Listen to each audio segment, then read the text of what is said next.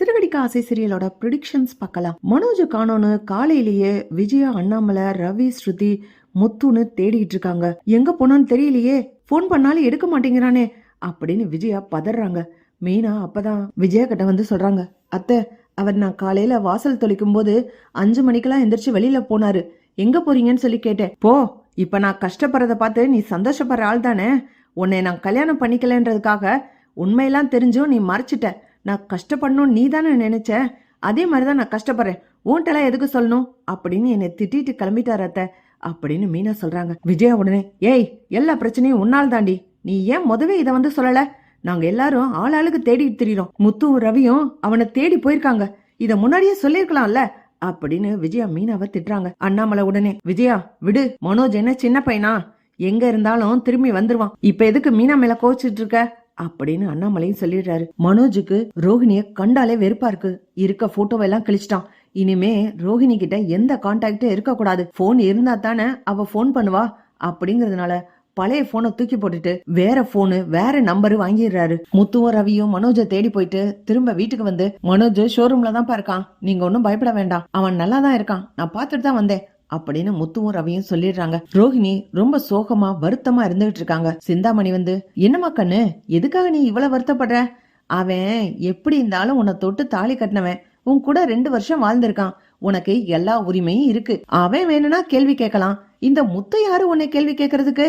மீனா யாரு கேள்வி கேட்க? அவனுக்காக பயந்துட்டலாமா நீ வீட்டை விட்டு வெளில வந்த? சரி, ஒரு கோவத்துல வீட்டை விட்டு வெளில வந்துட்ட. நீ உன் புருஷன்ட்ட பேசிப்பாரு அப்படின்னு சிந்தாமணி சொல்றாங்க. ரோஹிணி உடனே, இல்ல ஆண்டி, அவரும் தான் கோவப்பட்டு என்ன வீட்டை விட்டு வெளியில துரத்துனாரு. ஆன்டியும் அங்கிளும் கூட என் மேல ரொம்ப கோவத்துல இருக்காங்க அப்படின்னு ரோஹிணி அழுதுகிட்டே சொல்றாங்க. சிந்தாமணி ஒரு நல்ல யோசனை பண்றாங்க. சரி சரி, இவ ரூட்லயே போய் தான் நாமளும் நமக்கு ஆதாயம் தேடணும், இவளுக்கு ஐடியா கொடுப்போம் அப்படின்னு. இந்த பாரு ரோஹிணி, உன் புருஷன்ட்ட எல்லா விஷயத்தையும் சொல்லிட்டதாக சொல்லி நீ மத்தவங்க கிட்ட சொல்லு. எல்லா உண்மையும் தெரிஞ்சுதான் அவர் எனக்கு தாலி கட்டினாரு. இந்த விஷயத்த மாமியார் மாமனாரோ இல்ல மீனா முத்துக்கிட்டயோ சொல்லாம மறைச்சது ஒன்னும் தப்பில்ல அப்படின்னு நீ உன் மனசுக்குள்ள தைரியத்தை வளர்த்துக்கோ. நீ ஒண்ணு செய், முதல் கட்டமா நீ போய் போலீஸ்ல கம்ப்ளைண்ட் பண்ணு. என் புருஷன் கிட்ட நான் எல்லா உண்மையும் சொல்லிட்டேன். எனக்கு ஏற்கனவே கல்யாணம் ஆகி குழந்தை இருக்கிற விஷயத்த நான் மறைக்காம என் புருஷன்ட்ட சொல்லிட்டேன். அவரு எல்லா விஷயத்தையும் தெரிஞ்சுதான் என்ன கல்யாணம் பண்ணிக்கிட்டாரு. வீட்டுல இருக்க அப்பா அம்மா கிட்ட இப்போதைக்கு சொல்ல வேணாம், தெரிஞ்சா ரொம்ப வருத்தப்படுவாங்க. அதுக்கப்புறம் கொஞ்ச நாள் கழிச்சு அவங்கள சமாதானம் பண்ணிட்டு அப்புறம் சொல்லிக்கலான்னு அவர் தான் சொன்னாருன்னு சொல்லி பழியத்துக்கு மனோஜ் மேல போட்டுரு. என்ன இருந்தாலும் மனோஜும் உன் புருஷன் தான். கொஞ்ச நாள் நீ பொய் சொன்ன கோவம் அவனுக்கு இருக்கும். கோவம் தணிஞ்ச பிறகு கண்டிப்பா உன்னை தேடி வருவான். அப்போ நீ இதெல்லாம் சொல்லணும். நீ முதல் கட்டமா போலீஸ்ல போய் ஒரு கம்ப்ளைண்ட் கொடு அப்படின்னு சிந்தாமணி ஐடியா கொடுக்கறாங்க. ரோஹிணிக்கும், ஆமா ஆண்டி, அதுக்குதான் கரெக்ட். என்ன இருந்தாலும் நான் மனோஜ விட்டு தர மாட்டேன்.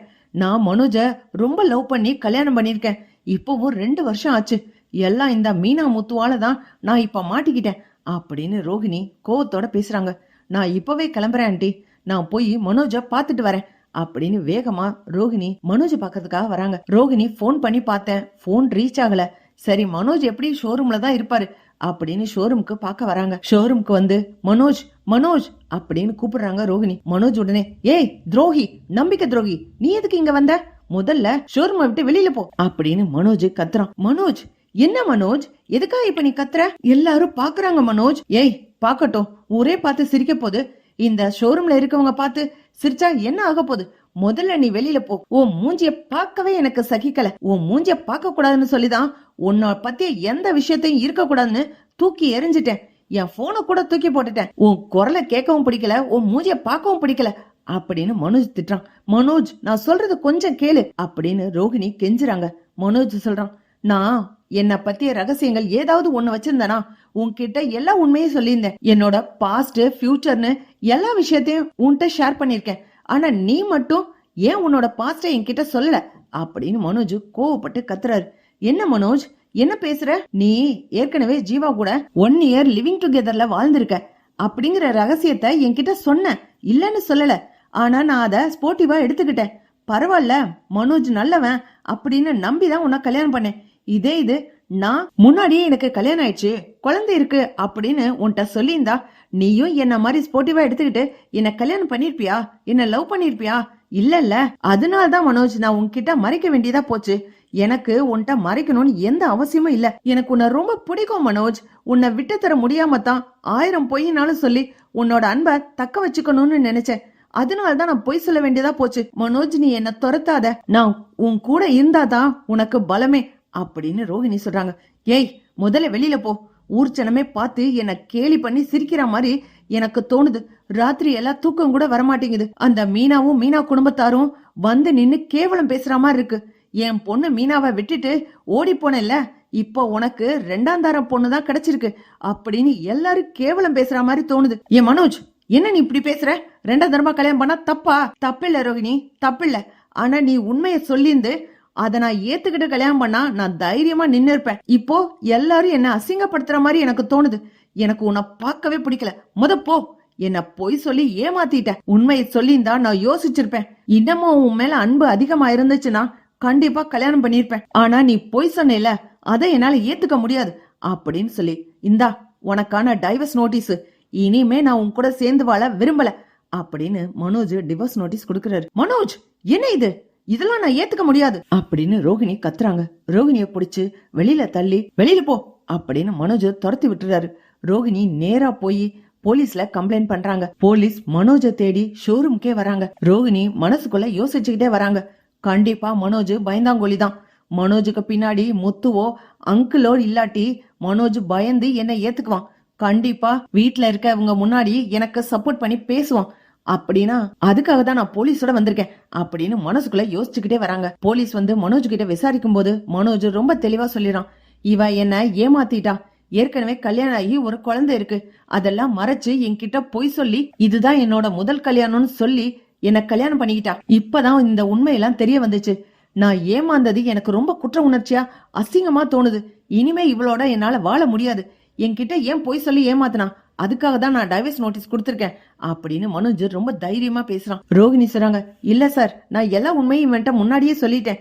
எல்லா விஷயமும் தெரிஞ்சுதான் இவன் என்ன கல்யாணம் பண்ணான்.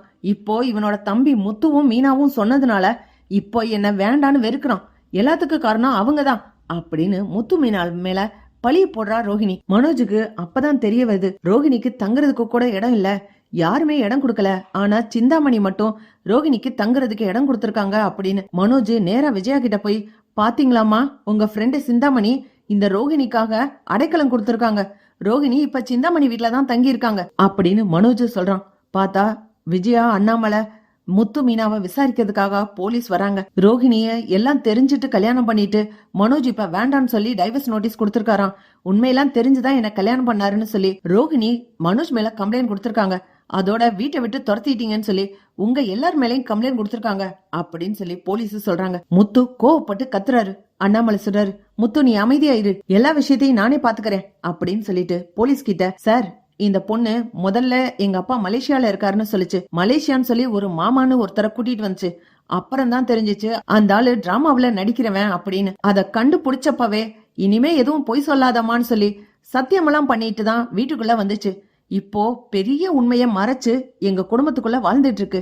எங்க குடும்பத்துல இருக்க எல்லாரையும் ஏமாத்தி இருக்கு. கல்யாணம் ஆகி ஒரு குழந்தை இருக்கிற பொண்ணு இந்த விஷயத்த மறைச்சு கல்யாணம் பண்ணிருக்கு. இந்த ஒரு விஷயம் மட்டும் இல்ல, இன்னும் நிறைய விஷயங்கள்ல பொய் சொல்லி எங்க குடும்பத்தை ஏமாத்தி இருக்கு, கஷ்டப்படுத்தி இருக்கு அப்படின்னு அண்ணாமலை பேசுறாரு. இப்படித்தான் போலாம் ஃப்ரெண்ட்ஸ். பக்கம் லைக் பண்ணுங்க, ஷேர் பண்ணுங்க, கமெண்ட் பண்ணுங்க. Thank you friends.